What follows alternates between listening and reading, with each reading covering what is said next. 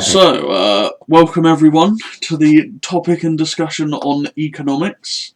What we're going to be looking at today is economics and Sci Fi RP, how to handle such properly and not to be overwhelmed. So, what we're going to be looking at is what's an economy and what does it entail, macroeconomics and microeconomics, types of economies, why post scarcity is a fallacy, how to make your economy seem realistic in RP, what not to do in an economy, how to handle your economy in extreme nation types, how trade works in Anserios with Anserium and other materials, how FTL trade lanes and the like function in the galaxy, and some key economic centres and nations within the galaxy itself.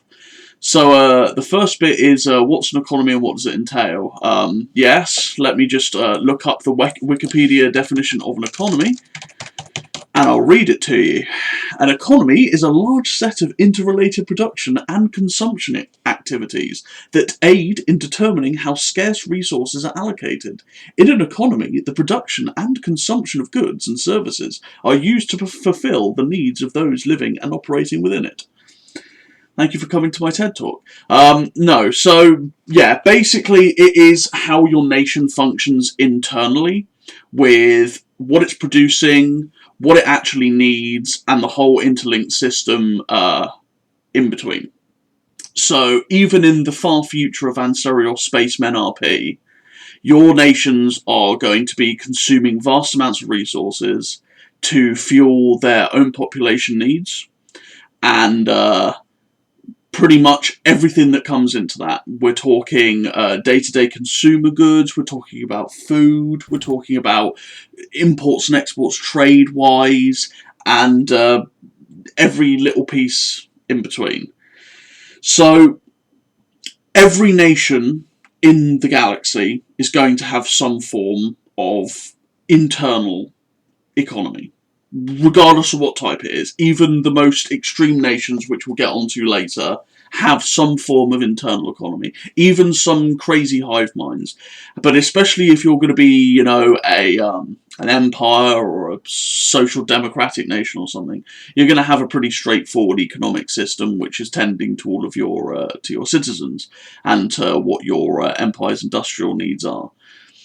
So it is one of those things in RP that players tend to stay away from, because it's one of those things that people go, oh my god, somebody's mentioned the E word, therefore some guy's going to pop out of the woodwork, Grady, with stats and percentages and spreadsheets to pretty much be like, hey, my main battle tank costs 1 trillion whatever the hell that currency is, and I buy 26 million MBTs a year, and you get people on some sci-fi forums, and hell, not even sci-fi forums, that pretty much just stat wank with economic values that make no sense because nobody ever uses that contextually. Like, I don't personally care how much your GDP is or what your actual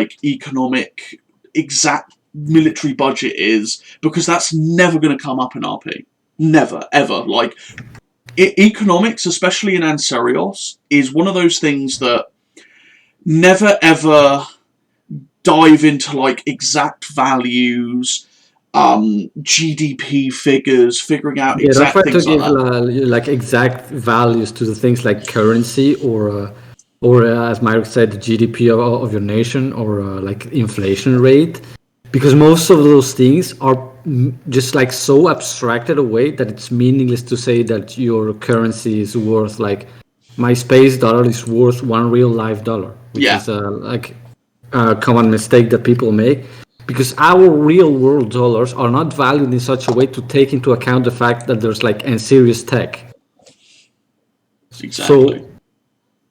So, maybe the purchasing power of $1 now would get you something way less than in a series, because stuff is just so much more developed.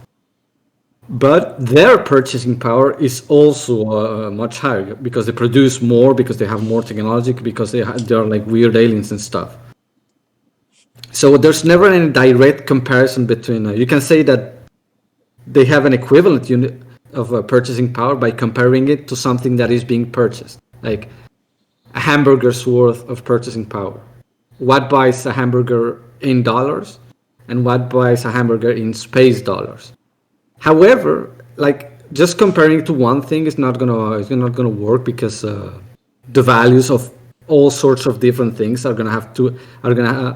would have evolved differently from like the modern age to a space future. It wouldn't all be just like everything is 5 times more expensive, but everyone makes 5 times more money.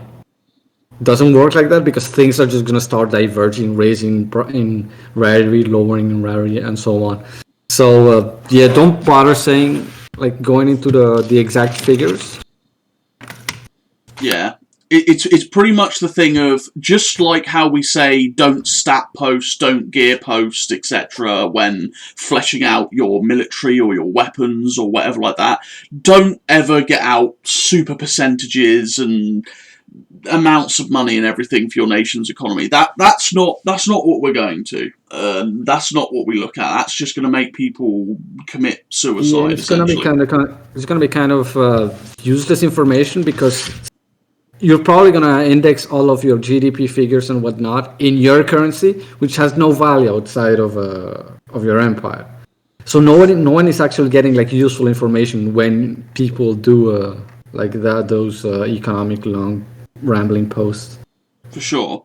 So what we would like to look for in an economic system in your nation is what is their kind of economic influence on the galactic stage. So, for example... go on. I think, first of all, like, to go back a bit and to explain to go a bit more in depth of what an economy is, think of having 2 problems. Like, for example, you have 2 roads. One of them is shorter but goes over a bridge, and the other one is longer. And both of them are in a bad state. Like, there's like potholes, the bridge has collapsed, and like the asphalt is useless, and there's weeds growing all over. Both of them are gonna go to the same place. And the longer one is gonna need more asphalt, for example. The shorter one is gonna need steel and engineers. And maybe that the oil that you're going to use for the asphalt could also be used to like make fuel, or could also be used to like do something else.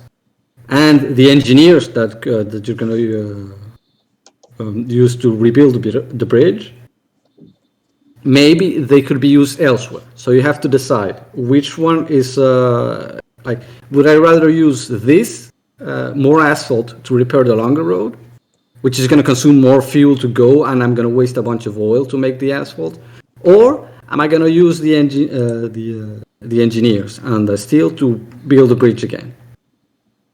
And by that extension, I'm not going to be able to use that steel and those engineers to make other things. So what do I have that's more in demand?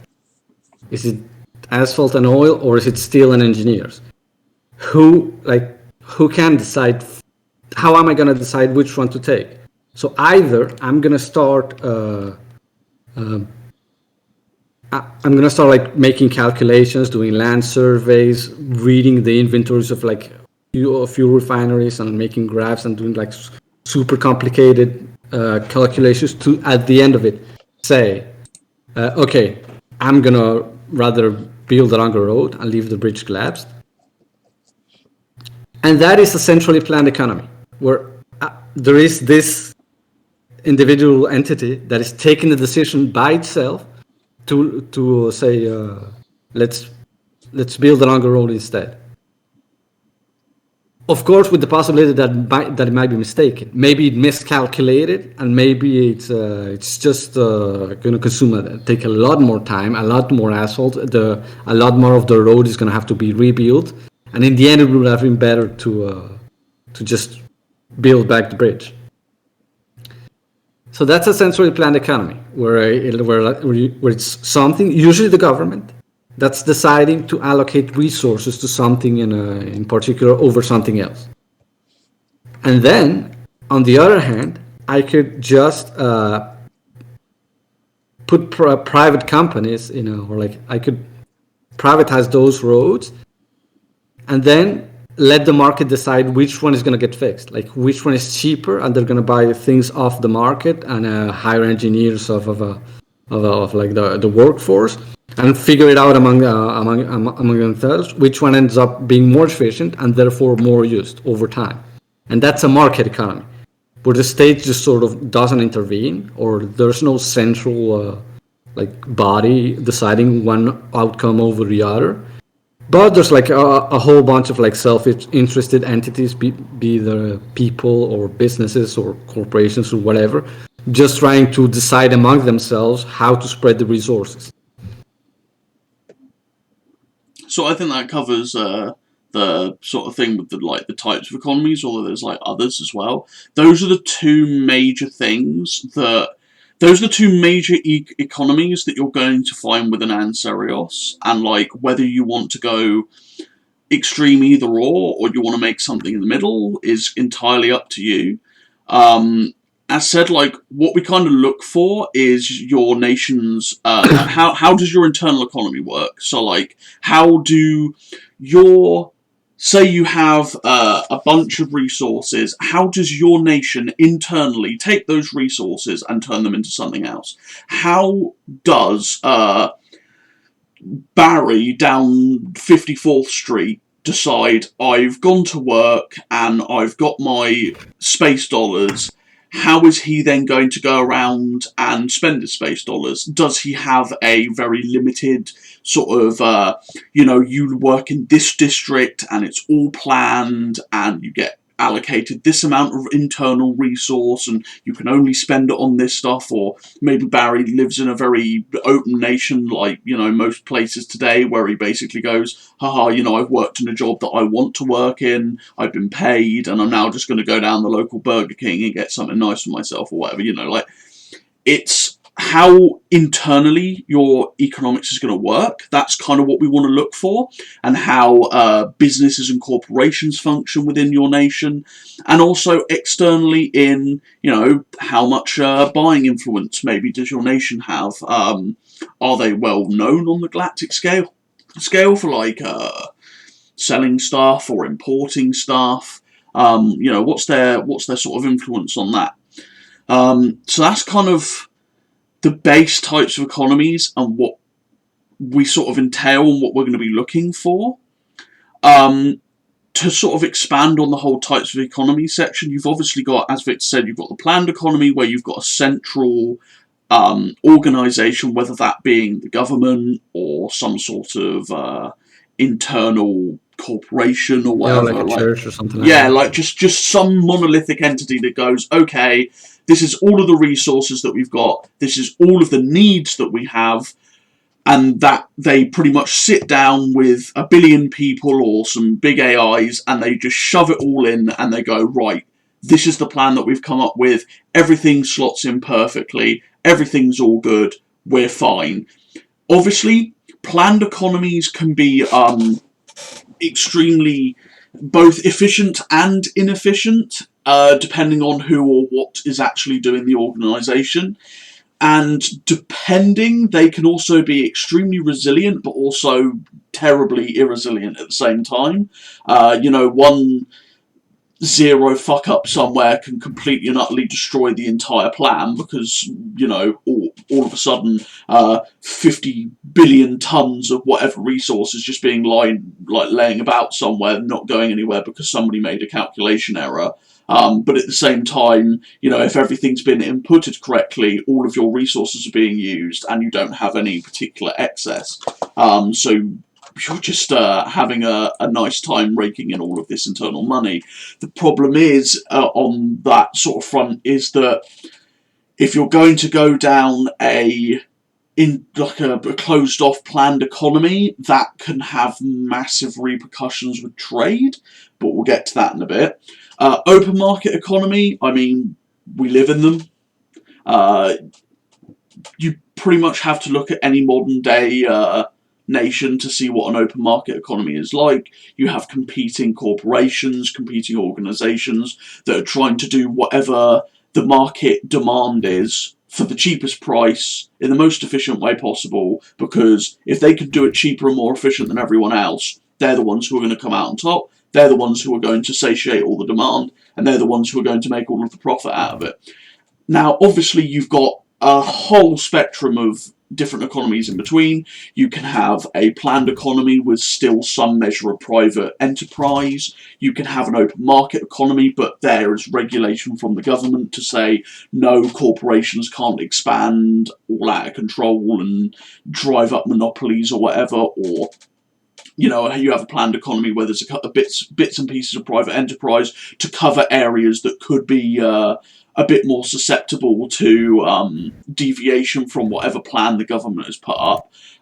It honestly depends on what nation you're playing and how the nation is actually going to be. You know, much more authoritarian nations tend to have much more planned economies because it makes sense. They want to control everything. Much more social democratic nations like to have open market economies, just like we do in real life. So it honestly does depend. You know, there is literally any combination between planned and open.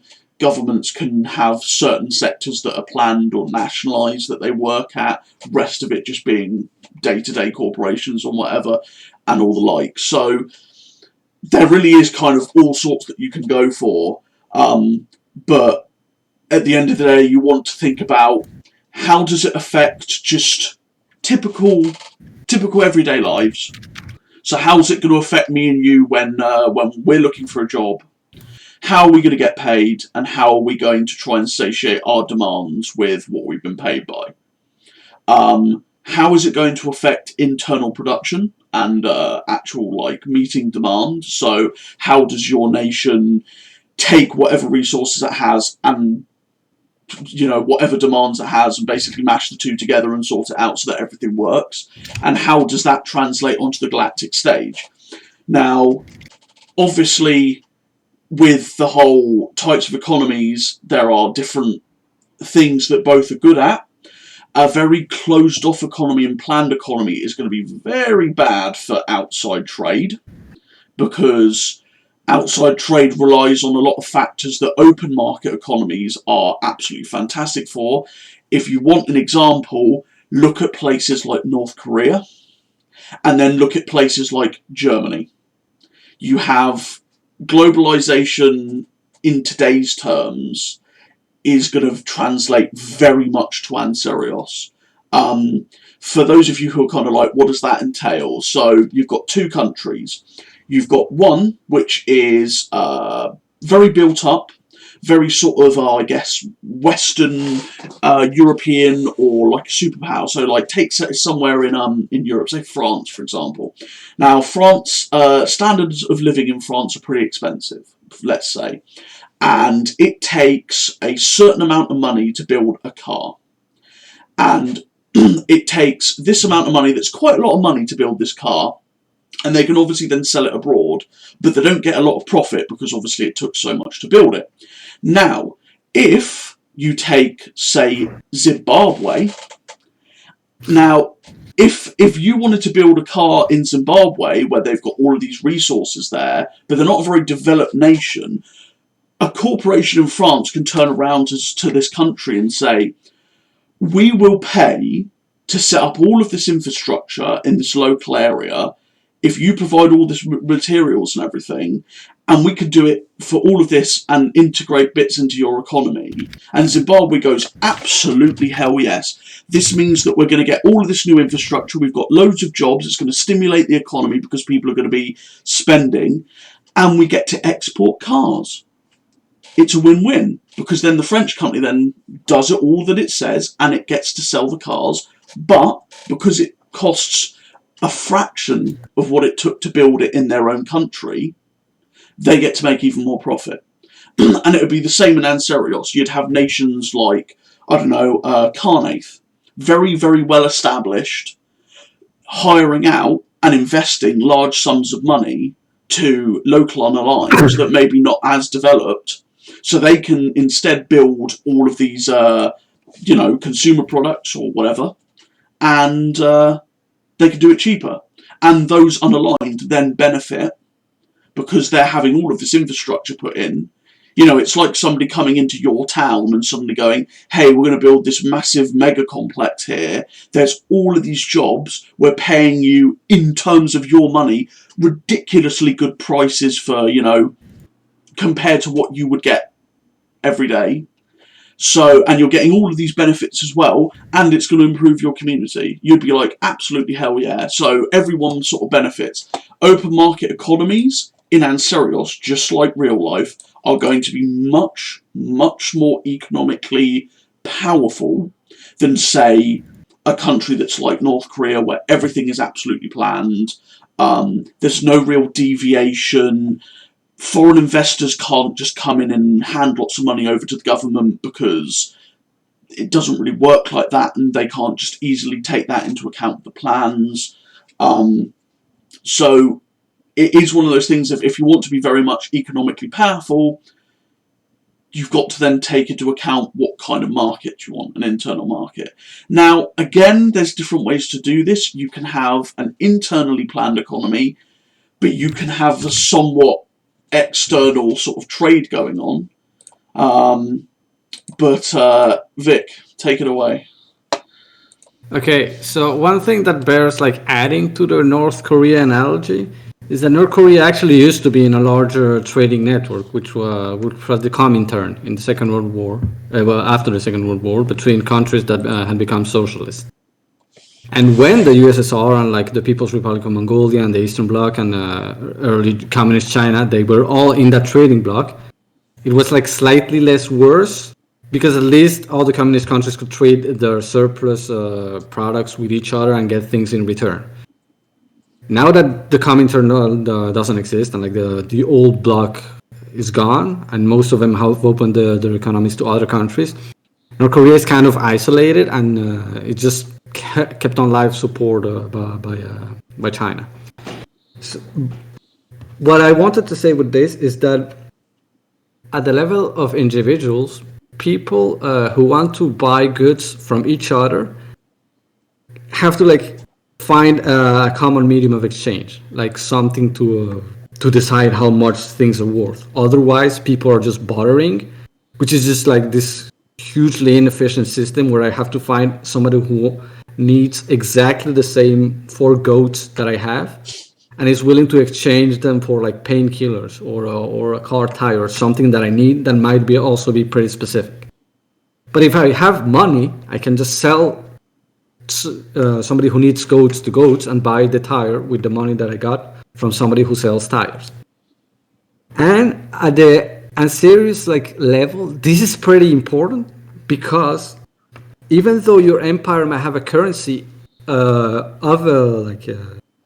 internally that people use to buy and sell to each other, or that the government uses to like charge taxes and stuff, that currency has no value in another country. Like there is no reason for somebody from like capital to buy your car in exchange for your space dollars, when those space dollars can't buy anything anywhere else. He cannot turn around and buy like fuel with that money that you just gave him. Which is why in the Anserios setting, there is a global reserve currency that everyone sort of has to use. Nobody has formally agreed to it, but just because it's the most common and because nobody is in control of it directly, the cryptocurrency SEGEC is what is considered the sort of standard medium of exchange. So in order for like to get SEGEC, you either have to build huge banks of supercomputers, which are going to be mining the SEGEC through like the same way that computers mine Bitcoin in real life, or you have to create a sector of your economy that is just so highly performing that other people who hold SEGEC are going to be willing to buy from you. So you give them stuff and they inject liquid currency in your economy. In this context, liquid means that it can be exchanged easily. For example, like Zedian teeth or whatever it is that they use for currency are not very liquid because they don't have value everywhere. Like you can't just pay with that at a barber shop or something. However, you can pay with SEGEC anywhere. And the name of the game is to get as many segek as possible by producing stuff, which is what allows you to trade. And generally, in order to like actually get large amounts of the international reserve currency, what you want to do is like you're not forced into doing this, but it's something that you have to do if you want to be like part of the big trading network, is to kind of specialize your economy in building in making specific products and making move super well, like the Japanese did in the 70s and 80s with cars and with heavy equipment and with electronics. They made some really good products back then, and they exported them to other countries who bought them using their currency. Like they create demand for their yen currency, and you can create demand for your own currency by exporting something that is like well made and that you dedicate tons of your industry to. So a planet that is just pockmarked with like different factories, each one producing its own thing, and then it has farms, and then it produces trillions of different products. It's not gonna be as optimized as a planet that is just assembly line upon assembly line of computers or something like that. So you're gonna the second planet, which is much more specialized. It is not an autarky. It cannot sustain itself solely on its own economy, because people can't eat microchips, but they can export a ton of microchips that are better than non-specialized worlds can do.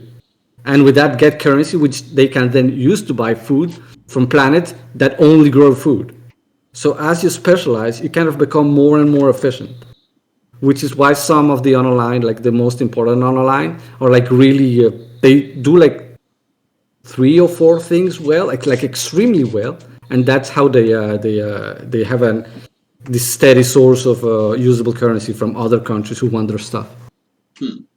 So it's a good idea for, like, if you do want to become this like big powerhouse in the galaxy, economically at least, to essentially choose something that isn't, I guess, particularly focused on by any other nation, and then just like absolutely go for it. Just be like, okay, well, my nation is very well known for creating advanced aerospacecraft craft.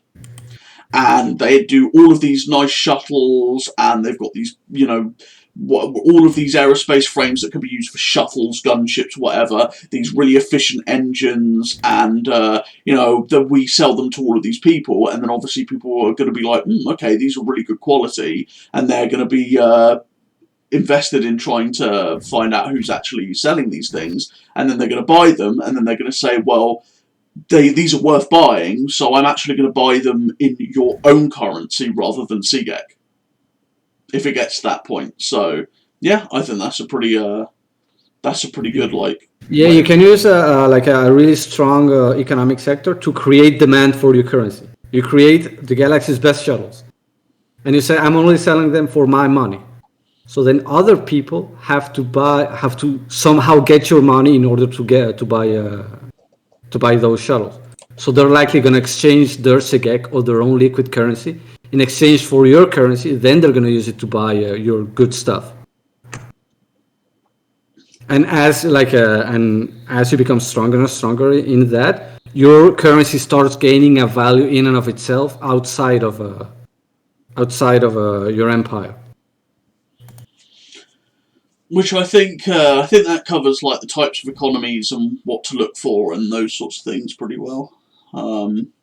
So the next bit is a couple of people are going to start creaming themselves. Why post-scarcity economies are a complete and utter fallacy. And I will let you do that one, Vic, seeing as you can barely contain your erection right now. I do not like the concept of a post-scarcity economy, because the only way that a currency can be post-scarcity if its demand never increases. Okay, maybe imagine that we all live right now, like everyone, imagine this economy, except there's like twice as many factories as anything, and everyone can have a TV and the basics. Okay, but if everyone has the basics, people are just going to want more, and they're going to want things that are harder to produce for that new economy that has been created. And that doesn't stop with that's not going to stop with like fusion energy or with like infinitely like free clothing and housing for everyone. They're going to keep wanting stuff that's they're going to just keep raising their level of expectation as you raise the capacity for production.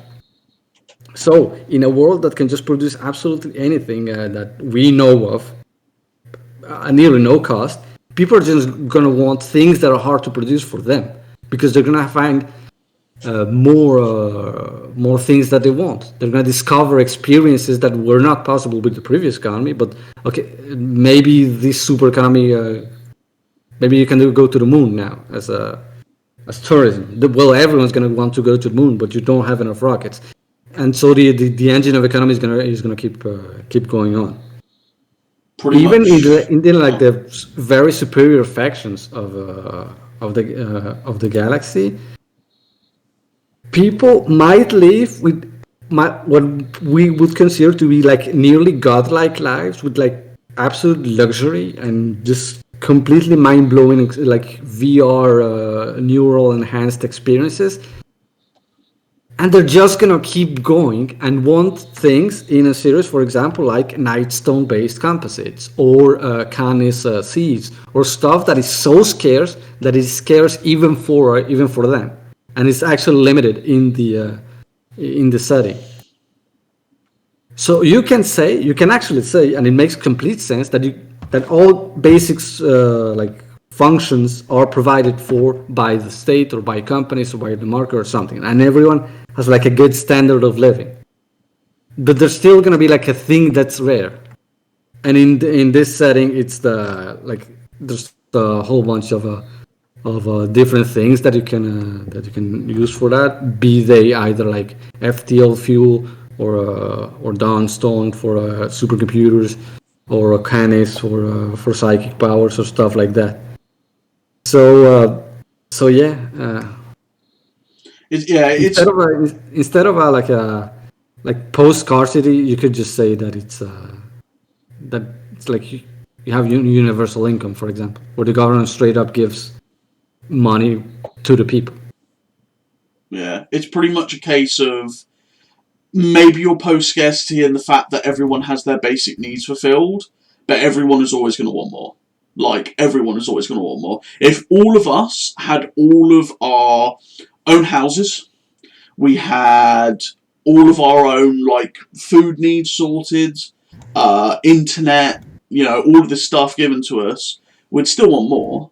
That's just the way things are. I mean, if you live well off, would think to yourself like, oh well, I'd still like to maybe live as a sort of a king one day or something, and you'd just buy more stuff that you would find interesting or that you want and that you would find personally valuable. Um, and that's And if you don't, and if you choose, and if you say to yourself, okay, I am satisfied with life. I have everything provided for me. I don't really want to get anything else. Then that's you saying that. That's not like post scarcity economic. That you could be post scarcity now if you want. I would say that if it instead of it being post scarcity, maybe have it as like, I don't know, universal needs being met. Universal welfare state or something like that. Yeah, definitely. It also is kind of a bit of a like this is not in the thing of like whether it's logical or not. This is purely from a storytelling perspective. But post scarcity economies and the whole term of like, oh, everything's given to us are just really boring. It's kind of like saying, this is why I don't really like that aspect for the United Federation of Planets from Star Trek. It's because it's a big utopia. Everyone has all of their needs met. We can literally create stuff out of thin air that we need. Well, okay, but where's the adversity in that?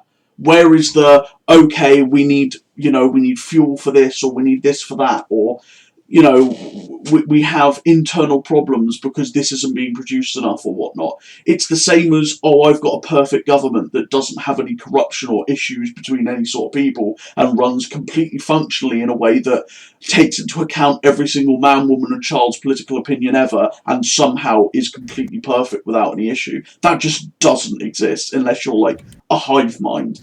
And the funny thing is that even a hive mind is not going to be post-scarcity if it has like even everything satiated internally, because a hive mind's going to want to grow.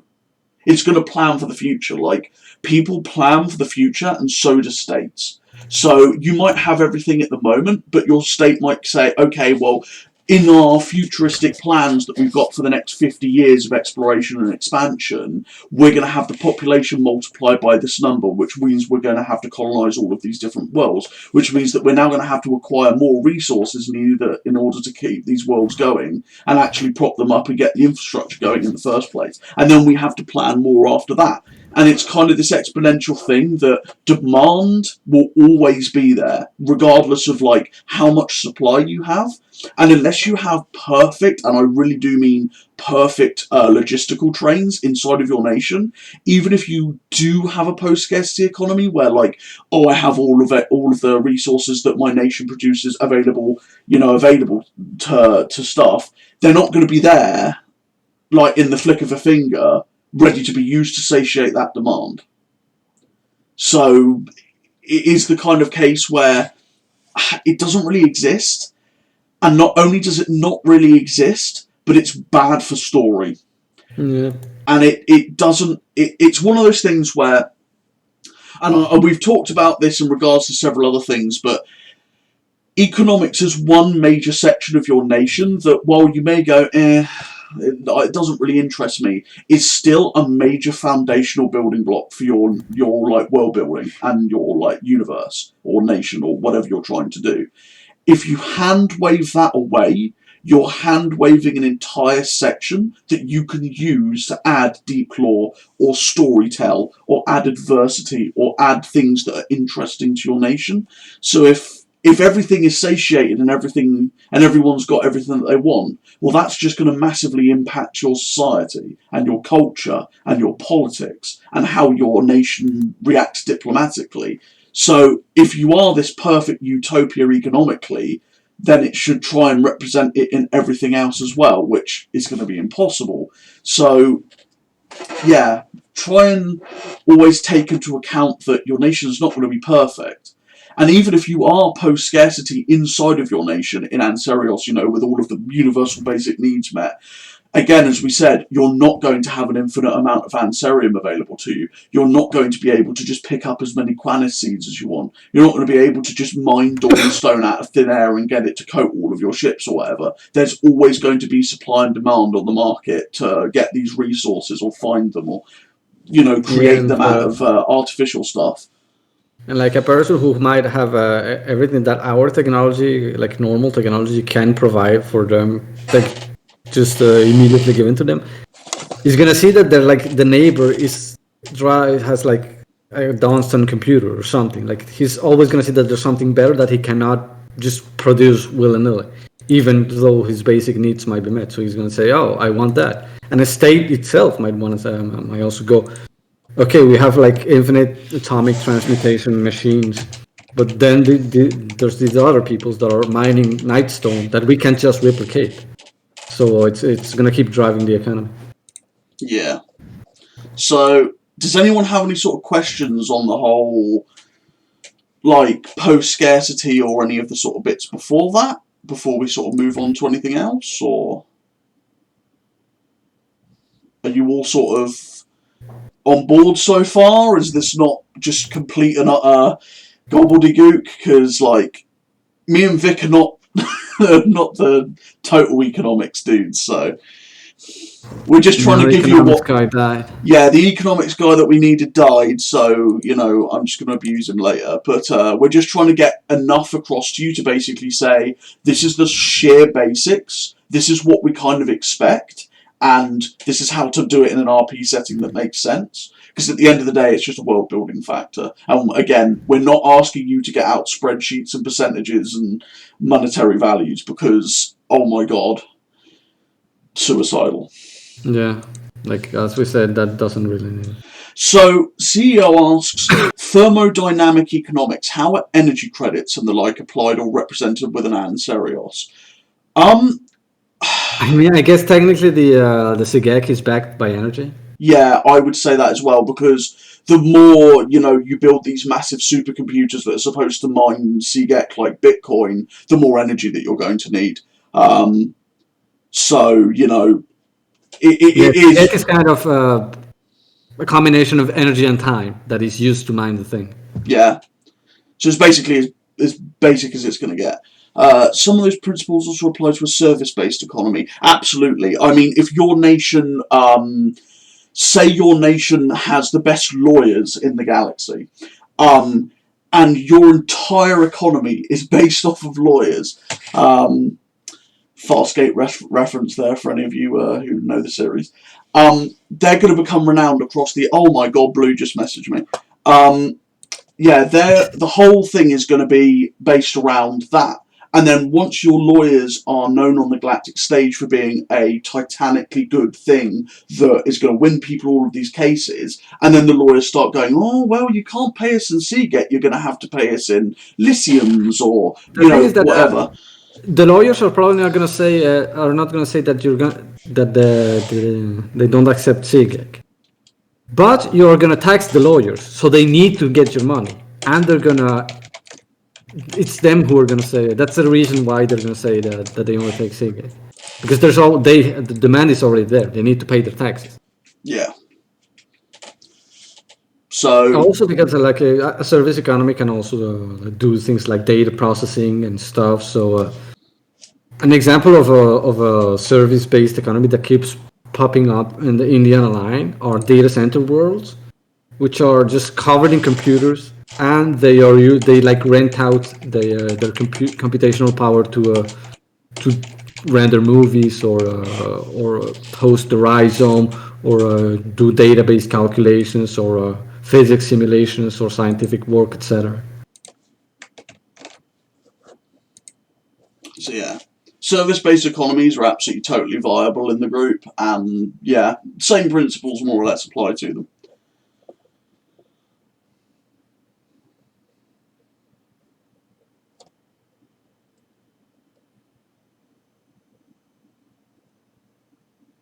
Yeah, maybe just universal abundance for like basic materials. Maybe universal abundance is a better way of saying it than Ansarios.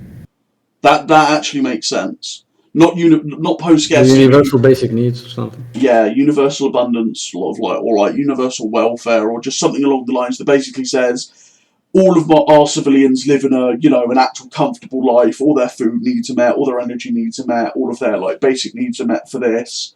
To answer Cora's question, it's not that specialized planets completely lack food, for example. It's just that so much of their industry is dedicated to the main industry that the food is no longer enough to they produce their own food, but it's not enough compared to their total population. So they import whatever they the deficit.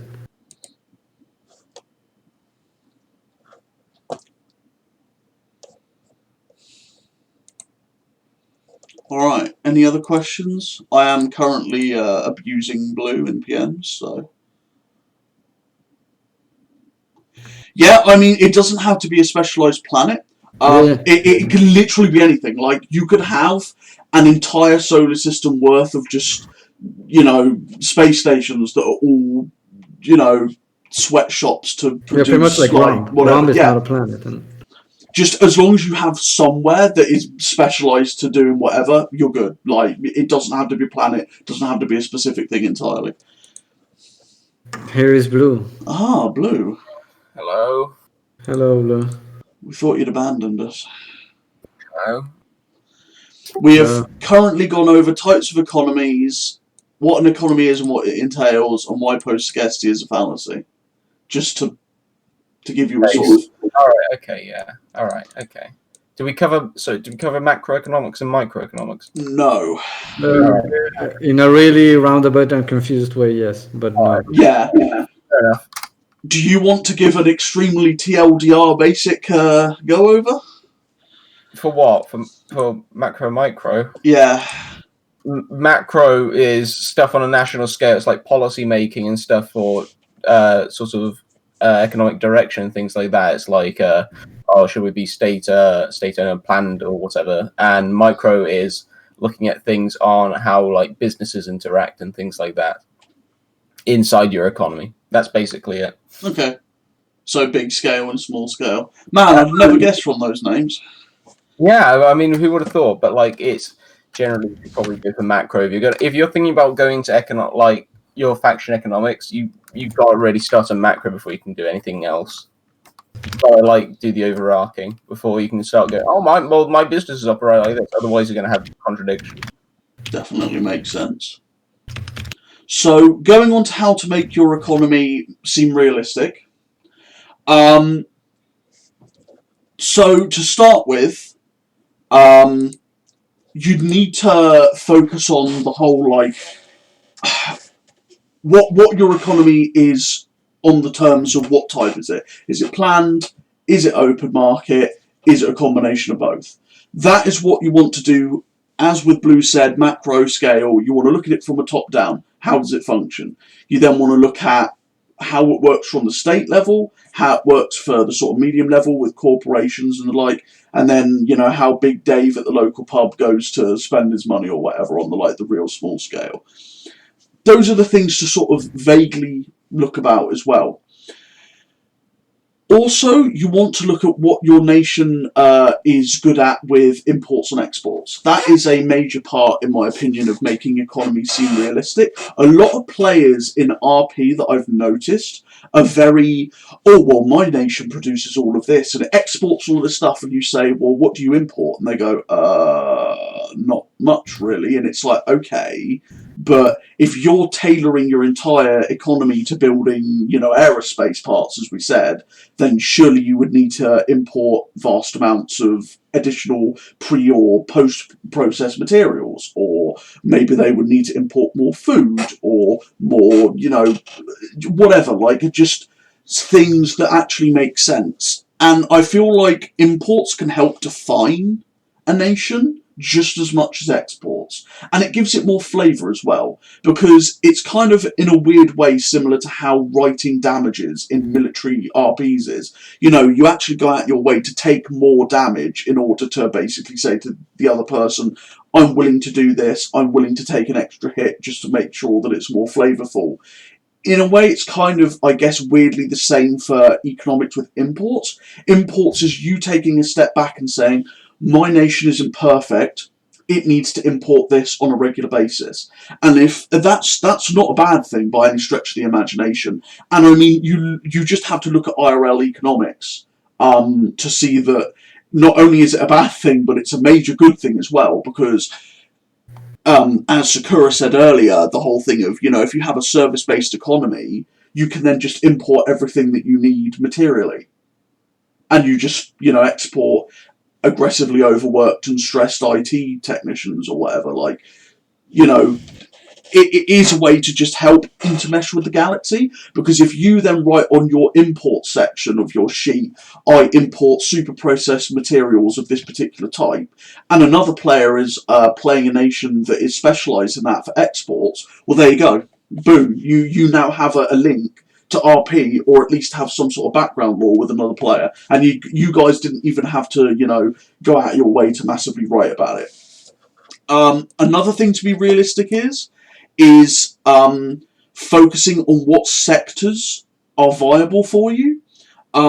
In Anserios, the reason why most things are made around Anserium for the galactic market is because most other materials are entirely worthless on the galactic scale. And I see this again in a lot of other RPs where people go, oh, I have a lot of iron, or I have a lot of diamonds, or I have a lot of gold, or I have a lot of cadmium, or, you know, things that you can find literally anywhere in the galaxy. You can you could sustain a vast interstellar empire just with the materials in this very solar system that we're sitting in right now. There'd be enough materials to make trillions of ships, keep everything going for God knows how long, and that's just probably out of the asteroid field, you know, or stripping a single planet. So it's kind of, in regards to Anserios, you're never going to be focusing your exports, say, or your economic sector around selling just normal materials on the periodic table, because everyone has them everywhere in the nation. The things that you're actually going to be, building important economic sectors around is things like mining Anserium, or producing particular materials that are like composites that your nation maybe is focused on and around and got there first, or it might be producing particular types of vehicles, or anything that is like that. You would need to focus on. I think Vic, you probably got some like good ideas for ideal stuff like that. Well, the most obvious one, as Marek already said, is just Ethereum. You can that's always just honest way of making a living for anyone in the galaxy. Just get fuel. There's a lot of competition, so you just have to get enormous amounts of fuel in order to actually build an industry, like a national level industry out of it. But like, it's always a reliable source of income for pretty much everyone. This only goes for natural Ethereum, the one that you find in the galaxy, because synthetic Ethereum takes so much more energy to produce that it ends up costing more than just getting out of the golden expanse, and you cannot make a profit on it. A level above that is are the caloric materials and stuff that is derived from Ethereum. Like, instead of mining Ethereum, you're importing Ethereum and then doing something to transform it into something else. Like, be it sort of Nightstone, Dawnstone, Nachtin, you can just pretty much invent anything here. Oh, I create this like alloy of metal that you can run an electric charge through, and it then becomes like weightless. It starts floating, and it's made of 1 part Ethereum and 4 parts iron and vanadium or something like that. You can create new combinations of the exotic materials of the galaxy, and then you can sell them to other people. And the more you specialize in what exactly you're making, the more you're going to be able to leverage like your huge economy to make it cheaper than the competition and to make it of higher quality than the competition. Another thing that you can, sector that you can do is always building computers. Building computers is pretty much free money in the sense that you're guaranteed to make an income, even if nobody buys your computer, and even if you don't host any services in it, you can still use it to mine Segek. So there is kind of a floor to the money that you can get from computers, because they're always going to be making money one way or the other. But if you want to make more money from computers, you use them to host services, AIs, and the rhizomes that are sort of AnkNet websites. And they're like whole virtual matrix universes by themselves. So they require massive computers and a lot of infrastructure, like huge antennas and satellites and FTL comm stations to connect to AnkNet. That's another thing. Running like AnkNet relays and modems that provide service to many like entire star systems around you can also be a source of income.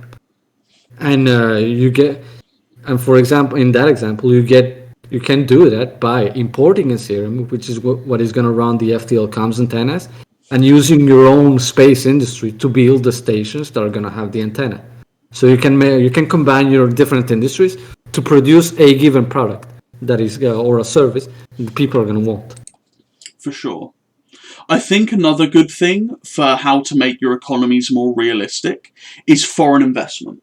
And I kind of touched on this before with the whole other nations investing money into your nation to build more infrastructure and the like for specific things. Because if your nation becomes the absolute shit-hot producers of, aerospace manufacturing in the galaxy, everyone else who has massive stakes in buying your aerospace or just aerospace in general in the galaxy is going to go to you and say, oh, if I pay you this amount of money and help construct and build and maybe even optimize and make more efficient your manufacturing processes, could you perhaps give me either a little bit of a discount, or it could be part of a major contract for you to sell parts to them. So all of a sudden, you've got this foreign money flowing into not just your, coffers and bank accounts, but you've got foreign money flowing into just your society.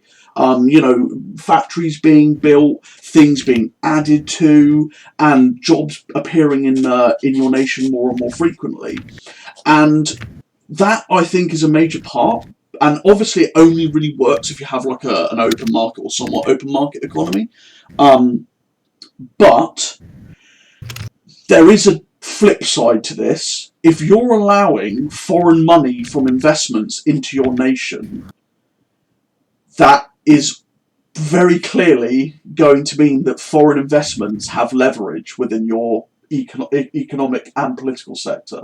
Because the moment other people have money coming in that is helping funding you, if you then decide to do something which perhaps they don't like, they can turn around and say, well, we're going to pull our investment money out, which is going to hurt your economic prospects unless you do what we say. In which case you've either got to take the economic hit or you've got to do what they say. And if you do what they say, they now have a say within your political system. So if you're having large foreign investments into your nation, you've got to be willing as a player in understanding the realities of, whatever RP world, there is going to be ways into your nation's political system or cultural society that can be exploited by these other entities. That's not to say, oh my god, you all need to shut off your economies and all become, autarkies. Like, foreign investment is a major part of, everything. It's like today, you look at the globalized world today, and half of the countries control half the things in every other country. I mean, look at China. They own, most of the US and the UK. All of the, in the UK, virtually all of our energy infrastructure is owned by France or China. Our steel industry basically just got bought out by China. Our rail industry is run by other countries, etc. So you have these things where other countries have massive economic investments into you, but they also have massive hooks into you that allow them to potentially twist it should something happen for you to do things. Now, obviously, players can't just come to you and say, I've invested £2.60 in your aerospace industry, therefore you need to go to war with so-and-so, otherwise I'm just going to call you a big meanie and pull out of your nation, and I expect your economy to instantly crash the next day and you get total from the galaxy. Nobody expects that to happen, but it gives interesting avenues for players to do RP, because if somebody comes to you and says, I want to do a espionage RP where I use some of the foreign dignitaries that I have liaising with your companies over investments in the aerospace industry, who want to come in and try to spike your code for all of these different craft, so there's a back door for me to hack later. That's the kind of thing that you can expect to do with other people that actually helps espionage or other RPs further down the line. So these things can spiral. Johori, you are hot micing really badly at the moment. Yeah, sorry. So you basically have all these things where you can play with that and the like. Now, tourism is kind of also very similar to this. Tourism is a very large area of potential income that you can get for the galaxy. Some nations that we even have, like Vaplana, for example, in the unaligned list, their entire whole thing is our nation is breathtakingly beautiful, therefore everyone come and enjoy it. And that can be a major part. But also, on the flip side, if you're letting huge amounts of tourists into your country, you're going to get huge amounts of income, but you are going to have cultural overlap, and you are going to have a way for people to bring other sort of, let's say, interesting elements inside your own nation. Spies are going to be easier to get in. Espionage is easier to be taken into account. So oh, go on. One thing that this ties both for tourism in a way and for FDI, which is foreign direct investment, which you talked about as well. They both have the same relationship in not only this, but how they are enticed, really, because both are enticed by the idea of an opportunity, and both that and security. And this is sort of understanding how you get investment if you want to make sure that it's a rational thing for your empire to be getting or whatever. If you're a warmongering empire or you're in a war, you are not really going to get investment. In fact, in most wars, when there's a major war, the first thing a lot of people do is pull investments or whatever.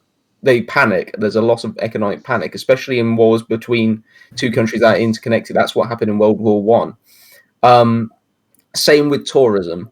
If you are a country that's often in conflict, you are not going to have the same level of investment or tourism if you want to get a tourist industry, which is considered one, I think it's a tertiary industry. You're not going to get as much as someone that's saying, oh, well, we're not at war. We don't have a potential rivalry. We don't have a potential dispute with anyone. That's just what I really want to say there. Yeah, and I think that also ties into the thing, Blue, of another big point to how to make your economy realistic is stability. Now, one of the major things, and this kind of ties into the whole war regard, is if you are playing a very stable nation with a very stable economy, and it's got open markets, and they don't like rocking the boat, and their political leadership doesn't like taking massive 90-degree or U-turns every 5 minutes, you are going to be very good for foreign investment. People are going to come to you and go, well, look at here, they've got a good economy, they don't blow themselves up every 6 seconds, and if we put money into this system, we're obviously going to get long-term returns out of it, therefore we're going to do it. Whereas if you go to Globnark 4, which has been at war for the last 40 years and has been grinding its citizens into oblivion by endless trench warfare, people are going to come over and go, Jesus Christ, that factory is a crater, I'm not going to rebuild that, because it's obviously going to get turned into a crater in the next 20 seconds when the next barrage of nuclear warheads hits. So, it's sort of the thing where investors and economics do not like instability. So the moment that there's a war or any sort of even saber rattling can send stock markets into an absolute craze. I mean, just look at the trade war between the US and China. That was a pretty big thing that affected other countries as well. And it also means that while you have these ways to, infiltrate or do whatever with other nations, it also gives you another entire playing field for how to fight or interact with other players through economics. You can do just as much damage, if not more, with economic sanctions than you can with just going and slot freeing an entire person's, empire or economic base or whatever. And it does it in a way that isn't, probably going to be intervened by half the galaxy, calling you a big meanie head. So that I think I want to just add on to that, Myrick, is that you're also oftentimes, like you said, it's without destroying a galaxy, it can have an effect. Economic actions against other countries are probably the thing I see least in a series, yet most proportionate to the most of the things that happen in a series that cause a war. For instance, one example is if a freighter in a First Contact gets impounded and the people are stormed and they're taken prisoner or whatever by this other empire that for some reason is attacking an empire that they don't even know the size of, and all that. Sometimes, I think, at least in one case, a faction's declared war on another over that, a full-on war. That's not a proportionate response. But if it wasn't for First Contact, if it was actually between two major empires and that happened, one of the biggest things you could probably have done is raising sanctions or, increasing tariffs with that country purposefully to kill off any sorts of interactions, things like that. It's a punitive action without immediately going, oh, we've got 20 people that have been locked up in this freighter. Time to send 2 million to die. It's far more easier for a government to be responsible for that kind of action, and at the same time get a positive response from your own population because you're taking action, than immediately going to the war button. A good example of that is with the Sun situation, where the High Imperium did some funky stuff, and nations like the Union of Worlds didn't exactly want to start sending their men and women to die once again for some random place across the other side of the galaxy. So they immediately turned around and said, okay, we're levelling economic sanctions against the High Imperium.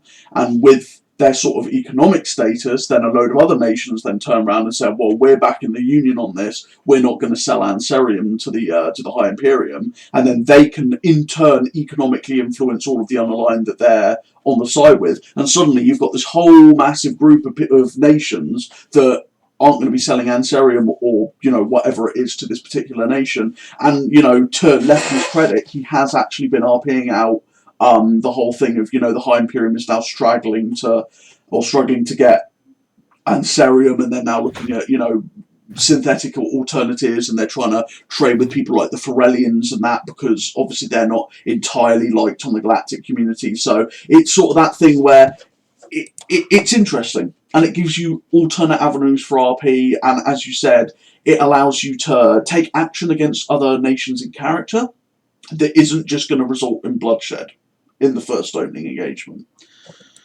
So, does anyone have any questions in regards to that, or additional things there? I mean, Vic has just put up a very good list for ideals for valuable economy sectors, which I'll be putting up in the notes after this as well. But any sort of questions on that front? Thing I will say about resources, and this is not to contradict with Vic's valuable economic sectors thing, it's in anything backing up, but don't get the wrong impression when it comes to like minerals and mining and farming and stuff. Those things are still technically a bit profitable, at least in a capitalist setting, because if they weren't, then there would be a set amount of stations or whatever that have to go down or go bankrupt. It's just that it's very, very minute, that it's not worth, and especially that it's basically impossible for a small business that's trying to break into the market to get into it. It's just, it has to be at the very lowest rung for profitability to keep it competitive. Yeah. For example, on that front, if you wanted to make a profit selling steak compared to selling natural Anserium, you'd probably need to conquer half the galaxy in order to turn all of the worlds to making steak, in order to do something similar. Ask a question. So, yes, there is. So, Ultra asks, is there a way to inflict something similar to economic sanctions if the empires have little to no trade to affect them? So, yes, there is. You can, of course, hire some rather unscrupulous individuals to go and hit their, maybe synthetic Anserium reserves. But I would say that most, if not all, nations have some degree of trade, even if it is minor. On that regard, I guess while it wouldn't be massively impacting their nation, if you sanctioned them and said, okay, so for example with the High Imperium, you're not going to be buying any Anserium from all of these different sources. So the High Imperium is like, okay, well now we have to resort to making synthetic versions. If you then send in some privateers and start blowing up all of their synthetic stations, they become more and more desperate because suddenly they can't buy anything naturally. So, yeah, you can definitely lobby other nations to sanction them.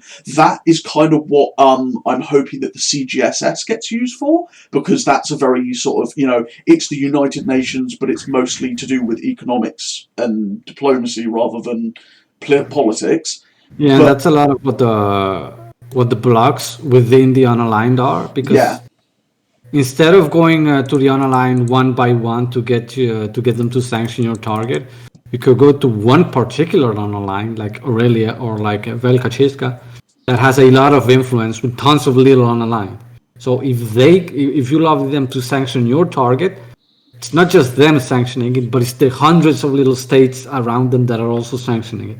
It's kind of like how you could go to like France and just be like, "Hey, Bahrain's being a big meanie. Can you get the EU to sanction them?" And then suddenly, France stands up and the thing goes, "Oh well, whatever," and then gets on board like the entirety of the EU, and now suddenly the entirety of the EU has sanctioned Bahrain. And seeing as the EU is a major economic bloc, which is going to be affected, the United States might go like, well, the EU's doing it, so okay, I'll do it as well. And then if they're doing it, then China, being so economically integrated, may be like, okay, well, we'll get on board as well. And then before you know it, all of these blocks are now,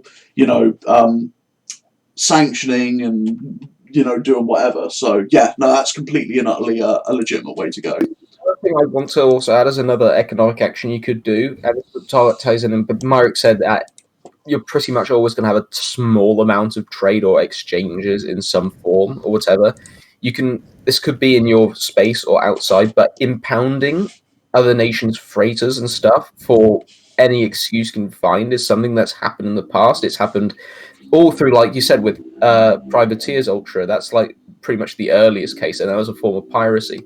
But even more recently, you see in places that are basically not even disputable, China turning up with fishing boats that are armed or whatever, and then basically boarding other like Filipino fishing boats and stuff, and seizing them effectively, and all that kind of thing. It's an action that you can do, even if it's not in your space. It's a way of basically trying to stunt them, and it's so low on the significant scale. It goes back to the idea of, I can't really send 20 million to die in a great war over some fishing boats, or in this case, some small freight ships. Yeah. Barry on the back of his boat has decided that he's going to go, on a government contract, raid some freighters, the most they're going to send is, a patrol corvette, and they can't exactly shoot up Barry, because then it's going to be like an incident, and, it's one of those things that, yeah, you can affect other empires without sending battleship walls after them, and if anyone does send battleship walls after you for aggressively harassing some fishing boats in space with whalers on the moon, then we get the admins involved and we beat them to death. It's not like a bloody nose sort of action. It's just a stinging pain to get back at another empire or whatever, or at least to sort of just give them a reminder that you want to have an effect on whatever is going on, or whatever rivalry you got going on. So I think we'll move on to the next subject, and that is how to handle your economy in extreme nation types. I had something to add. God damn it, Victor. Go on. Had something to add. You made something extremely important. Then go, talk. What? What do you mean, what? Talk. What is what you wanted to bring up? Yes, I'm gonna talk. Just let me talk. Okay, you made some with the question of foreign investment. One of the reasons why you might want to do foreign investment, and you might want to have a whole bunch of people invested in your economy, is because obviously you need a lot of money quickly. Let's say, okay, I'm going to build this huge ring around my planet. That's going to cost enormous amounts of money. I'm going to require a lot of exotic materials to be imported in order to build something that can actually withstand those structural forces.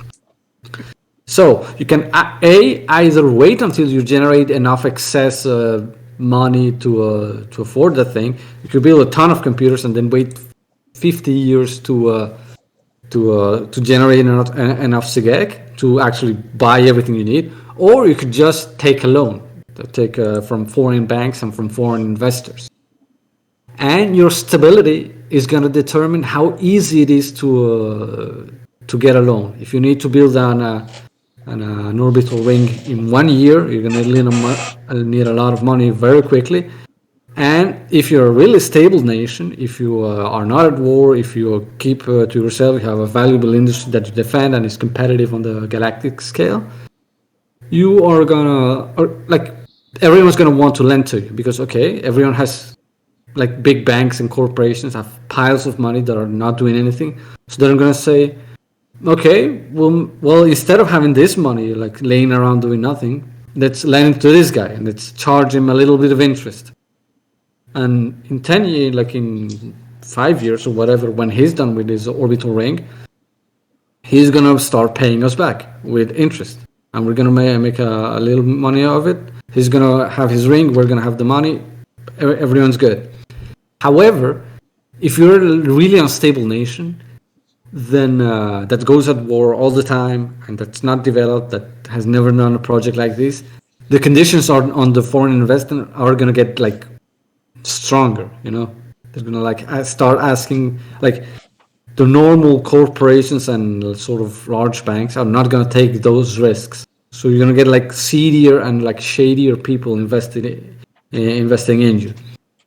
And since they're taking more risk, they're also gonna charge you more interest. So a higher portion of the income that you're gonna get from your project is gonna go to them. And you can always like, and if you don't pay them, if you just like nullify your debt and say fuck you, I'm not. Thanks for the money, assholes. I'm not paying. Then nobody's gonna ever lend money to you again. Yeah. And you're gonna be pretty much marked as the guy who didn't pay. And if you get somebody else to like invest in you, it's gonna be with massive interest and whatnot. One cool thing that foreign investment can do for you, like you investing in some other country, is to sort of make them your ally and sort of establish a bond between your two nations, because a lot of money of your people is invested in that other country, and a lot of money of that country's people is invested in you. So it's like both countries are doing foreign investment on each other. China and the US do that a lot. And yeah, I think that's it. If you want to invest in some other nation, you can also like add conditions. It's not just okay, I'm gonna pay you this giant pile of money, and you're gonna give me the money back plus 1% in 15 years. A good example. Also, okay, I'm gonna lend you all this money, but you're gonna have to change a couple things about about how you function, which I believe will make it more likely that you will pay. A good example of that is Far Reach. Like, Natar and Carnath put in a load of material and money into helping the Union build Project Far Reach. And in return, the Union was like, well, you're going to get cuts of, the money that we make from this, but also you're going to have access to, the outer halo first along with us, Like, Natar was like, oh, well, we'd also like it to, we'll give you the money, but we'd also like this in return as well. And the Union's like, okay, we need the money, so we're going to do that, So another thing with it sort of comes internationally, what Victor was saying about foreign direct investments helping to integrate countries, but the same can be said for loans. But the thing with loans is that they can, in a way, if you take, I think people see international loans as inherently bad and something to get rid of, essentially.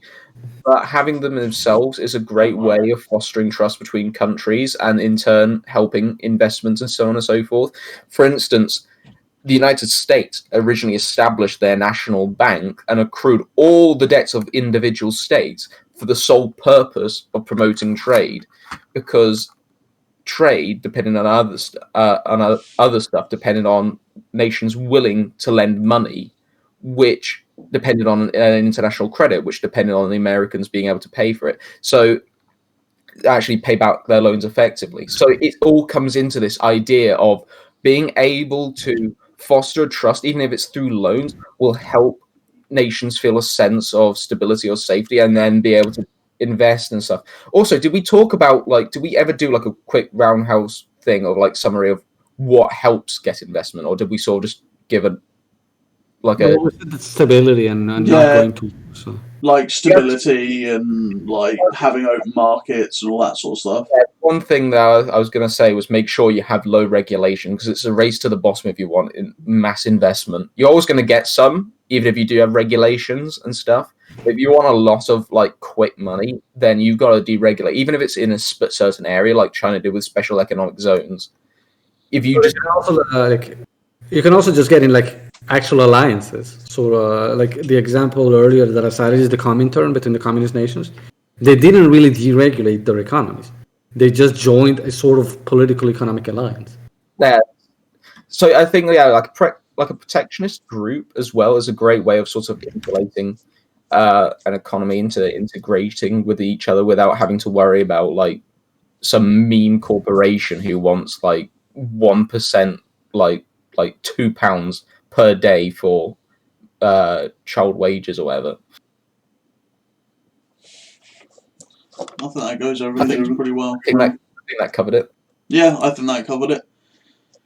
So, handling your economy in extreme nation types. This is the kicker. So, most people think that because they play some super duper weird exotic hive mind or some ultra focused hive mind robot swarm or whatever, that they're not going to be able to do external trade, imports or exports, or they're not going to be able to interact in any sort of economic value. Well, that's not true. If you're some super duper biological hive mind, then you're going to see the galactic market as just as much of an asset to you as any other normal social democratic nation of individuals is going to see it as. That big hive mind is going to go, okay, I can literally put far more efficiency and time and energy into specialization than any of these normal nations can, and I can just get huge amounts of money out of it that I can then buy whatever the hell that I want to make up for any deficiency that I have. Case in point, Palm Rashida turned itself into a massive food producer. It's now the biggest food producer in the galaxy, and it uses all the money that it gets to just pay for, healthcare for itself, or protection, or any sort of imports, anything it needs. It would be the same for any robot. So, for example, the Elwar Custodian, the one that I run. Elwar's just a super AI, but at the end of the day, he rents out part of his new megastructure, Matryoshka Brain, for hosting a rhizome. So they pay him Seageg, which he then uses to buy whatever to help the refugees that he constantly takes in for his own society. So, just because you're a really extreme nation type doesn't mean that you don't have an economy and that you can't interact on the outside scale. Even if you're playing some, ultra-militarist, super evil Hitler 3.0 people, you're still going to be interacting on the galactic market. Capital, at the height of Inara, still had quite a lot of galactic trade, actually. They were heavily invested into Triarch Industries. They had heavy economic relations with EPA. And they had lots of trade, like export and import. Now, internally, they were a planned economy, a heavily planned economy at that, but they could use all of these outlets to sell whatever to all of these other different nations, and then use the ties with Triarch and the money that they made to bring in whatever they needed in return. So they also occupied and conquered a lot of countries specifically to open up trade with them. Yeah, and to open up trade in favorable terms. So it's this kind of thing where they can also do this aggressively by sort of military dominating other countries and then forcing them to trade with you and only with you. If you want to take a different approach. Yeah, which is look at what the United States does. If a country with specific resources that the United States wants access to, it will try to facilitate regime change or do an invasion. Also like Japan. The US took down the Japanese empire and created sort of the new Japanese, modern day Japan, that had much more favorable relations with the US, that traded a lot and was not a closed economy. Same for Germany and same for Russia during the 90s. So it's not just invading Iraq and destroying everything, but also sort of achieving a military or political victory over them, so that then you can actually start trading and have a good relationship with the other country. such as the US and Japan nowadays. So you can definitely go out of your way as like a big evil meanie to do like forced trade on people. You can absolutely definitely do trading if you're some weird big mega hive mind. Even if you're some very superior super faction, you'd still have an external economy. You'll still be importing things. You'll still be exporting things. I mean, if you're very superior and you can create crazy fractal art or whatever, like there's going to be people in the galaxy who are going to want to buy that. So you're going to have imports and exports regardless of who you are. The only times that you could ever be a really closed, cut-off like nation would be if you're playing some mindless, devouring super entity or something. In which case, like, yeah, you don't really have obviously imports and exports, but you're still going to have an internal economy. You're still, your big devouring swarm of tyrannids or whatever are still going to have supply and demand. They're going to have to supply themselves by constantly invading new territory and absorbing all of these new resources to supply the huge amount of demand that you have by the fact that you're growing. So it's kind of like you have these big devouring swarms. They have to be constantly devouring, because if they just sit there and they continue to grow, they're just going to consume themselves. They're going to run themselves dry.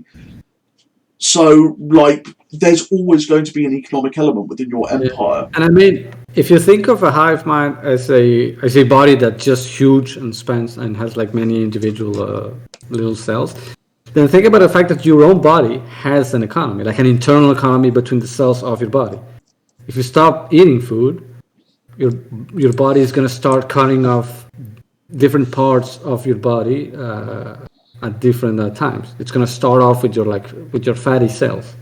It's going to start burning them, and then if it keeps going on, it's not going to start killing the brain or the heart. It's going to start like reducing the muscle and stuff like that. So expand that. You can expand that logic to a hive mind. It might be just one entity, one biological entity, but it's still sort of deciding who gets to eat, for example. And if there's only enough food for 75% of its like little critters and minions, by what value is it gonna tell who are gonna be the 25% that are gonna starve? Who are the least useful to me in this situation?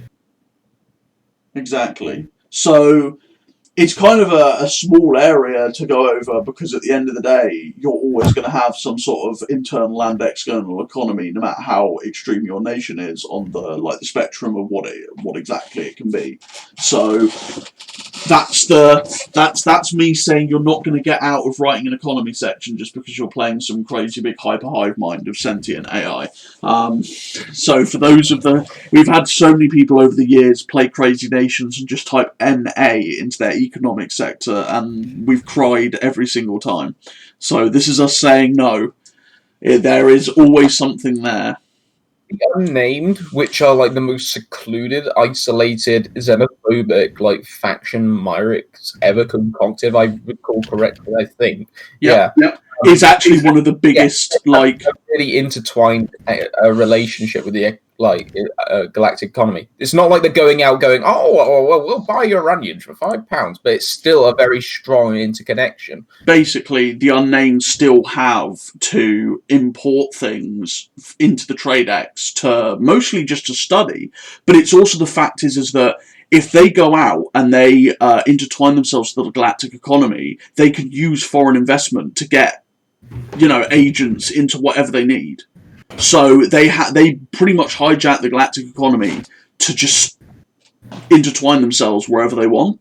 And not only that, but they can then siphon Seagek as an import to make money for themselves, so then they can pay off their massive galactic scale, network of agents, foreign spies, privateers, etc. Half of which, well, probably the overwhelming majority of which, don't even know that they're working for the unnamed. They just get told, Big Barry down the local pub wants somebody killed. And they just go, okay, that's 200 Seagek, and then boom, done. And it's like, that then happens, and then the unnamed eliminate whatever they want. And it's just people just, big baryonics. I mean,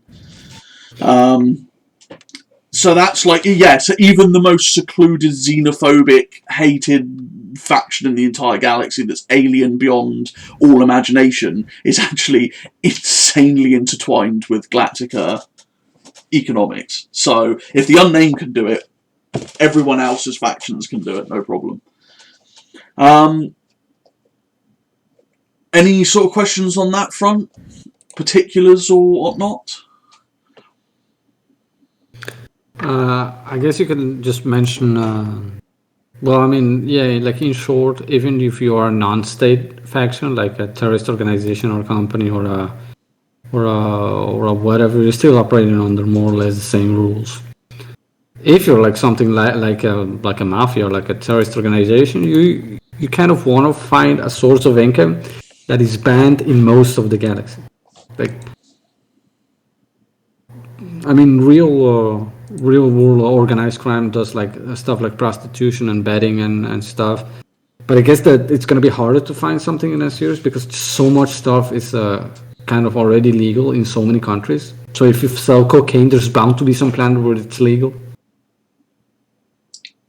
We'll actually get to that a bit later, Ultra. That's one of the topics for like major sort of economic places in the galaxy.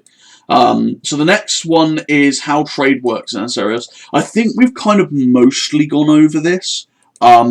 It's all about, Ansarium, other materials, specialising your nation into these specific things, having both imports and exports, and just integrating yourself into the galactic market, more or less. I don't really know what more to add on that front, other than, you CGEC, once you're properly established and lots of people are buying your things, then you can have liquid currency in your actual, normal currency, and it becomes a bit more well-known in the galaxy. As I said, we've got the list of things that can really help, but I think we've already covered that sort of inadvertently for everything else. How FTL trade lanes and the like function in the galaxy is a different one, though. That do you want to cover that, Vic? FTL trade lanes? Yeah. I mean, they work like in real life. It's just a whole bunch of ships going from point A to point B and making several stops along the way. Yeah, I mean... Most of, for reasons of lore, most of the cargo ships use warp drives, which allows them to make several stops and just fly at any speed that they want. And warp drives produce a kind of trail of Ansarium trace particles. And this trail can then another ship can fly through the trail and slightly save just a little bit of fuel. So over the years, so many ships have flown through lanes that there's this huge clouds of Ansarium that everyone flies through to just save money. That works pretty well. There's also in some of the more exotic places in the galaxy, you get tachyon sail and tachyon streams produced by artificial tachyon fountains, where you have sailing ships going around in FTL speeds, going around to trade stuff. That's mostly around the Austral Pole and the likes of that. But yeah, I mean, there's FTL trade lanes all over the galaxy. Some of the major ones are predominantly around the big trade hubs, so Juggernaut Expanse, Killian Verge, Carlsand Straits, etc. One sort of two trade lanes that are the two biggest trade lanes in the galaxy are the one that goes from the center of the galaxy to Corona, and another one that goes from Triarch space and to all the way up to Capital. It goes over the upper right side of the galaxy, and those two trade lanes cross. They cross each other, and the middle is pretty much the most transited and most trade-rich place in the galaxy, which is Lost Star. And yeah, that's called the Golden Cross. So that's what the Golden Cross is on the map. It's essentially the biggest major trade segments in the galaxy. Yes. And the nations that are in the Golden Cross tend to be quite rich. Which makes complete sense. So, leading on from that, the key economic centres and nations of the galaxy. Corona, purely for the fact that they own most of the Ansarium harvesting operations and refining in the galaxy. Therefore, they pretty much hold the monopoly on Anserium. In addition to them taxing the whole Quanis routes, they are probably one of the biggest economic powerhouses in the entire galaxy, if not the biggest economic powerhouse in the entire galaxy. But as you know, they're all a bunch of genetic retards, so, yep. Another one, Lost Star, that is like the economic centre of the galaxy, considering that it is more or less the unofficial well, I mean, at this point, it is more or less the official capital of the entire galaxy. On Lost Star, you have things like the House of Asterion, which is like the biggest Anknet relay in the galaxy. You've got the Grindstone, which is more or less the galactic stock market, where so much high trading goes through, like every single probably nanosecond or less. Even one outage there would probably bankrupt several thousand nations of like unaligned or whatnot. Other economic centres, wow, so Natar is a rising economic centre where they have risen to much of their power purely for the fact that they went, we have no regulations. Everyone invest. Law and Order as well. Yeah. Yeah, it had a bit of a fusion of that. It's a bit of a Singapore, really. So that's where they've got like all of their stuff instead. This like big rising star economically. You've got the Union, I guess purely for the fact that they've been in the galaxy so long, and they've had so many different trade negotiations with so many different nations that the Silver Cradle is probably a big trade zone for that purpose. There's all of the different free ports around the galaxy, which are essentially just, hey, come and trade whatever, wherever. Did you there? Hilaire is also another big economic thing. They're scattered around the galaxy, and they're very open market and stuff. Yeah, Hilaire is almost kind of like the Panama of Anserius, in that like so much shipping goes through them because they're a shortcut to. If you want to go to the other side of the galaxy, you can either take the direct route, which is going to take weeks and it's going to consume an enormous amount of fuel, or you can go through Hilaire's Gate and just instantly end up on the other side. So, like, a significant portion of the galaxy's ships pass through Hilaire.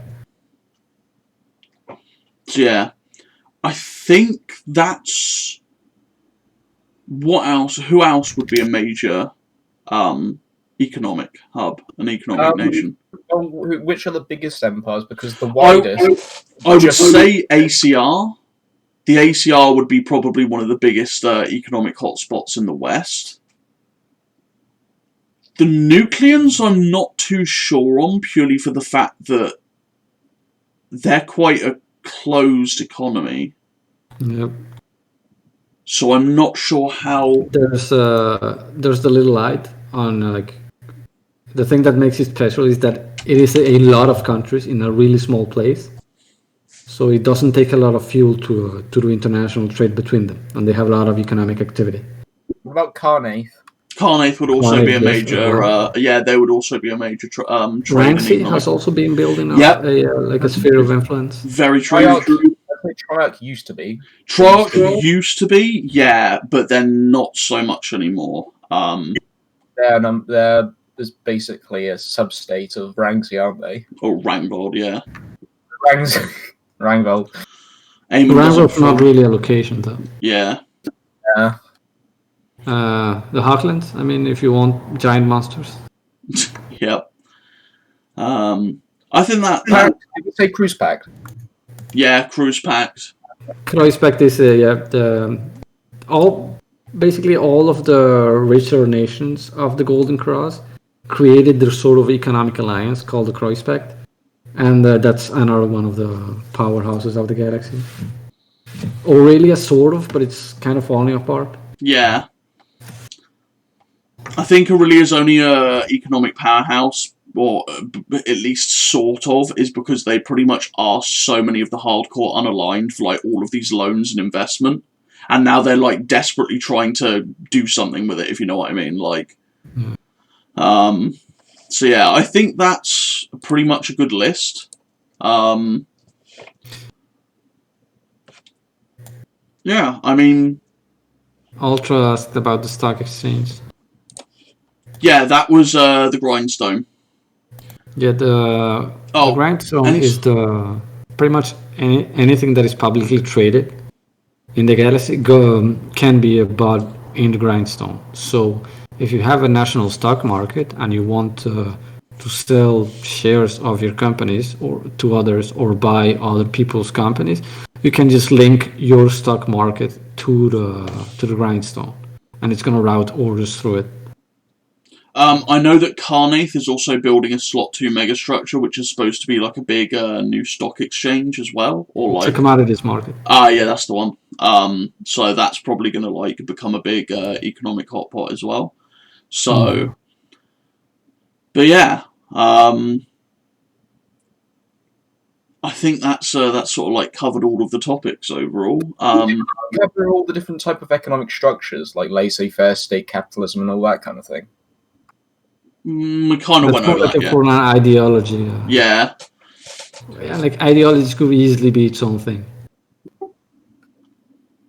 So I guess, does anyone have any questions in general for any of the topics that we've covered tonight, or any topics that are pertaining to their specific nations, or we can answer some questions and then wrap up and stuff?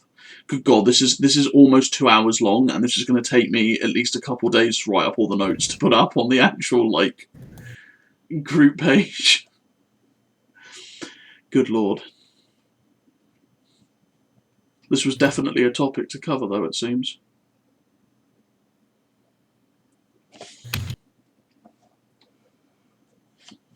Who knew that people would be interested in economics? Money. There you go. That's the solution. Did we cover inflation? No. Hold on. We haven't talked about monetary policy. What's the viability of fusion tech being a major product of a nation? Not a lot. That's so basic that, it's the kind of thing where it would be like somebody doing combustion engines today. It's kind of to the point where I guess Franz Serios, it's so pervasive that, you know, like every sort of which way designs efficiency has been tried and tested. That however, I guess that some types of exotic fusion engines would be more valuable, like just multiple cycles of fusion or something, or like cold fusion or antimatter catalyzed fusion. Just not your like average hydrogen fusion reactor. That will be way cooler. What about tech in general? Yes, in my opinion, if you have a unique technology, that is going to get you like a viable income economically. The problem is that the moment you start selling that unique tech on the market, you're going to have like so many different nations basically buy that tech and immediately try and reverse engineer it so that they can try and build it but cheaper. So while it would be an absolute viable economic option for like maybe a short-term boost, after a while it would kind of become market flooded, if that makes sense, and suddenly you're getting out competed by like Globnark 9 and its 56,000 melon factories, you know. You'd lose the monopoly in exchange for short-term support. Definitely, I think that's a good way of putting it. So selling software is a pretty good. It's an excellent industry because not only are you selling them highly specialized software, but in general, when you are selling software, you're also selling like technical support and updates and patches. So it's like a continuous industry. Definitely, software is like very much an ongoing thing. So that's the thing. So CEO says, okay, so my understanding is that closed economies and autarkies can't, or at least are unable to project themselves as an economic power, or does that affect them much at a large level? Yes, is the answer to that. If you're a very much closed off economy, which is hyper-planned, you have an isolated sort of society where, you know, people aren't really going to be coming in as tourists or whatever. There's not easy ways in for other nations to invest in companies. It's going to be very, very difficult for you to then suddenly turn around and say, I have all of this economic buying power because your currency is going to be worth nothing and nobody's going to be really investing or trading with you. So, yeah, again, it's kind of like the whole thing of North Korea. Like, North Korea has absolutely no purchasing power on, like, the top-down scale because they're just so isolated and they don't really have anything to do with anyone. Capitalism is an example of an economic system in which you try to internalize as much trade as possible, but you also want to try and invest elsewhere for economic power. And it was really bad for your own national development. It was very, it's the reason why, it's basically the economic policy that European empires adopted in the 1600s. It was like, all right, we're going to make sure that there's so much tariffs we don't import anything, and we'll try and invest in other countries. And every other nation understood that's what the other countries were doing. So they didn't do it. So no one was trading with each other, and it was just going at like record low speeds until they started, until the Smithian economics came about, and then they started changing into free trade. So if you want, you can be mercantilist, and it's something to explore and see if your empire might do it. But it has a lot of drawbacks, and it doesn't work in the way that, oh, I'm going to be so strong and be able to like throw my weight around and stuff. It's a way of trying to just accrue wealth in a way, but a very strong stagnant effect. I completely agree. So Cora said an economic superstructure was mentioned. Any general ideas for one other than just stock market? Oh. Major, like a galactic-sized insurance provider. Like just take a financial institution and make it galaxy-wide. Like a clearinghouse or a broker or a huge auction place would be quite fun. Dockyards would be, wouldn't they? Yeah, some big merchant dockyards would be a pretty good economic one. A big auction house would be pretty crazy. Yeah. Or maybe like a giant auction house where you just get random crap from all over the galaxy being brought to sell or whatever. Like the Hilaire Gates count as an economic superstructure? I would say so, yeah. Pretty much, yeah. Massive industrial complex to produce a rare crystal resource? Yeah, I mean, if you could create a slot 2 megastructure that's all about producing, like, Dawnstone, for example, well then you're going to have a massive foot up on the Dawnstone market, which means, boom, you're getting income. You would then have lots of Dawnstone, and you would be able to export it to all of these different people. So yeah, like that would work pretty well. Is it feasible to have a monopoly on something? I mean, yes, but it would basically be a law perspective. Like, it would basically be one of those things where you could say in law, well, we have a monopoly on this sort of thing. But if another player, like, wanted to try and do stuff, then you've got to, like, at least work with them. You can't just be like, nah, mate, I control the whole market for that sort of thing. I'm just going to shut you out or whatever. Because if they're doing what you're doing but cheaper, then rippity-pippity. So, you're very isolated. You have a need for maintaining yourself. Where are you on the map again? You're in the phasic wastes, aren't you? Interesting.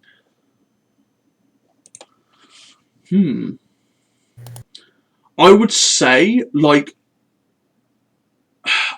you could maintain yourself as a somewhat planned economy while reaching out to nations within maybe the Invilis Corridor or like the other unaligned nations in the phasic wasteland to try and,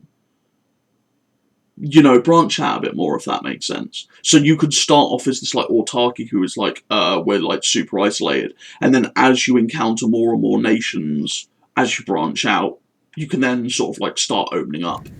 I hope that sort of explains that bit.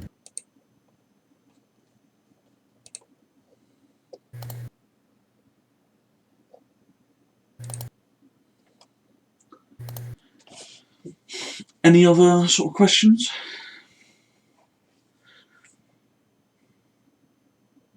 Good way of understanding like the drawbacks or of countering autarky and its drawbacks and stuff like that is just by looking at least with Natar's early years, because Myrick can attest that when they started, they originally just entered the galaxy as a pre FTL civilization or whatever. So when they started, they basically had no trade with the galaxy, no nothing of that sort. And they were like, oh, well, we're going to economically develop on our own. We'll advance research on our own with some help from Union scientists and stuff. But because they're effectively their own island, 20 years later, they got dunked on by some meme-like mining company because they just didn't have, they couldn't compete with the economic developments of the galaxy. And that's a good way of sort of understanding why autarky is a dangerous thing unless you're sort of already up to scratch or whatever. Because it basically isolates you from all the gains or the competition and its connection to the galaxy. So that's, you got to understand that, and approach that as the drawback to autarky is that you're making yourself an island that basically cannot use the galaxy to your own benefit. For sure. So Davey asks, the Puppeteer's planned megastructure is basically a Titanic-sized prediction array. Would it be possible to sell that as a surface? And how valuable would it be? So I'm guessing by prediction array you mean like a giant supercomputer that's pretty much like input all of these different like percentage variables and pop out it's likely to do this, that, or the other sort of thing, yeah? I could see that definitely being used for like a galactic stock thing. Yeah, like we're predicting stock swings. Yeah, I think you could make quite and a bit of money doing doing that. algorithmic trading. Yeah, I think you could make quite a bit of money doing that. Working like quite closely with different prediction stuff to bring in some CGEC that way. Just don't be horrifically wrong. Otherwise, nobody's ever going to take your predictions ever again. Basically, stay the fuck away from GME. Otherwise, wave your megastructure goodbye. As a load of diamond hams, people come and burn it down.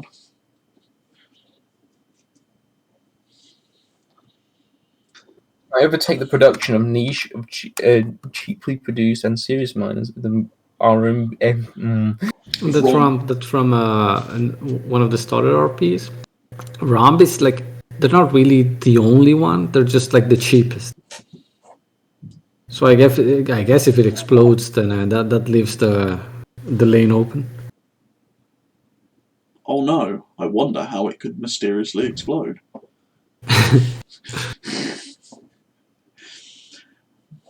But yeah. Any other bits and bobs? Keep them coming. If you've got questions, feel free to ask.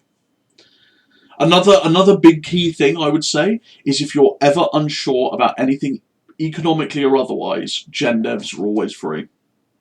Yeah. And we can always help you with that. If you literally sit there on the thing and go, what the hell do I write for economy? We're more than happy to help you.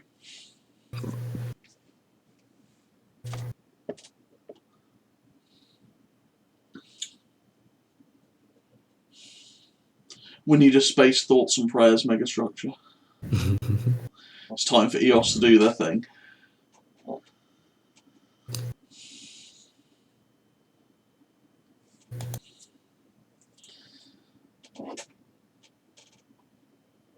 How would I ever add to my economy on my faction sheet when it's just anarchy?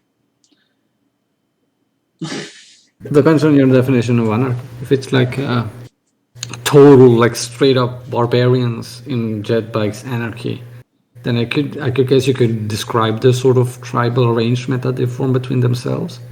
Or if it's like an anarcho-capitalist economy, you could describe what exactly those like. Do you have private property? Do you have like, does the government provide security, so on? I think as well, if you're going to be like an anarchist nation where like you've got no real like rules, but you're also quite unstable, you could do a hell of a lot of backroom stuff and a lot of black market things as well. So while you're not necessarily getting upfront nice CEO businessman deals and investments, you could just get shit tons of shady backroom mafia people coming to your nation to do money laundering, or invest into a drug market. You know what I mean? Like just because there's no upstanding citizens or nations who will come and invest huge amounts of money in you doesn't mean that the other 10,000 million, unscrupulous organizations in the galaxy are not willing to use you as a hop-off point. How would one go about starting to economically interact with others in a meaningful way rather than just say, I import things and sell things? So a good way to do things, in my opinion, would be to just ping people and be like, yo, I want to do some OOC trading and like stuff like that. Get everyone's approval, and then perhaps write up some stuff in the Ansarios press release about it going ahead. So then at least it's in canon and written down. And then you can, the best things to do with that is you can cite it in RP. So, like, you can have a discussion between two characters in, like, your government, and you can, like, offhandedly mention that, imports or sales are up with this particular faction. And if you dabble it into like all these different RPs and stuff, you can basically say that, you built it up over time, even though it's just like random little mentions and stuff. It's there, it's solidified, it's being done as a foundation. And then obviously if you become like good friends with the nation in character, you can actually go on and say like, big more stuff happening on that front. We're more economically intertwined, blah, blah, blah, blah, blah. Especially if they then come forward and say, I want to build a mega structure or do this particular thing, and then you turn around and say, my nation will offer a loan, and then you can actually work together. That's kind of how I did the whole Far Reach thing with Dan, Abyss, and Blue here. So I hope that kind of answers that point.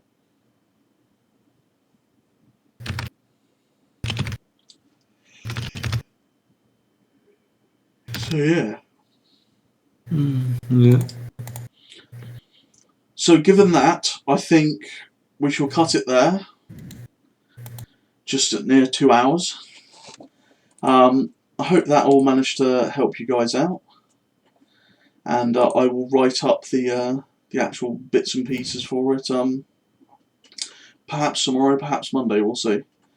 Anyway, thank you all for coming. Yep, see you all. Bye.